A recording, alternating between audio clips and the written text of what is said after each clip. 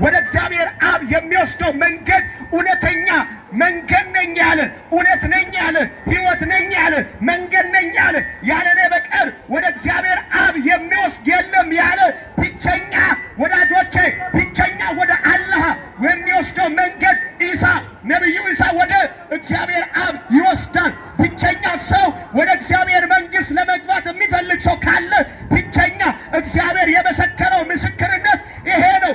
በልጁ በኢየሱስ ክርስቶስ የሚያምን የዘላለም ሕይወት እንዳለ እግዚአብሔር አብ መስክሮታል። በዚህ በልጁ በኢየሱስ ክርስቶስ ሕይወት የሌለ ሰው ወዳጄ መንግሥተ ሰማያት አይገባም። ብቸኛ የመንግሥተ ሰማያት በር ኢየሱስ ክርስቶስ። አዳም የሰራው ኃጢአት ነበረ። አዳም እግዚአብሔር አትብላ ካለው ፍሬ በላና ወደቀው፣ ከእግዚአብሔር ክብር ወጣ። አዳም የሚገርማችሁ ነገር እግዚአብሔር አትብላ ካለው ፍሬ ከበላ በኋላ አዳም ሲወድቅ ሁላችንም ወደቀን። አዳም ሲወድቅ ዓለም ሁሉ ወደቀ።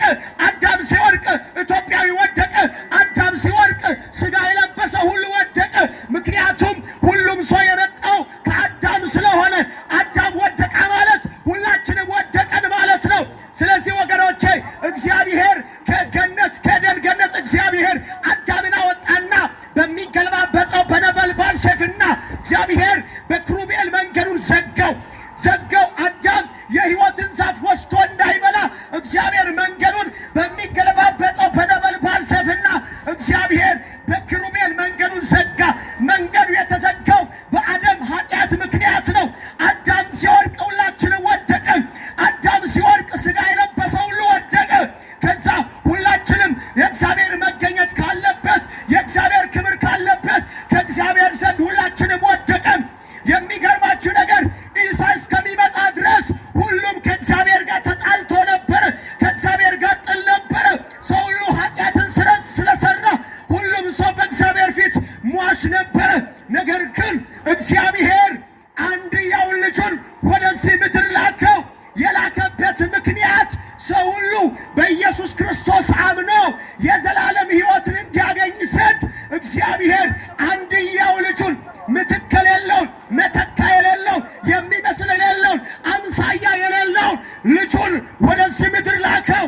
ምክንያቱም እግዚአብሔር ልጁን ወደዚህ ምድር የላከው ሰው በልጁ በኢየሱስ ክርስቶስ ማለትም በተላከው በልጁ በኢየሱስ ክርስቶስ አምነው የዘላለም ሕይወት እንዲወርሰው እንጂ እንዳይጠፋ እግዚአብሔር ላከው። የተላከበት ምክንያት ሊያጠፋ አይደለም የመጣው። ስለኛ ኃጢአት ስለኛ በደል በአዳም ምክንያት የመጣበትን ያንን ኃጢአት በአንድ ቀን ያስወግዳል የተባለ የትንቢቱ ቃል ነበር።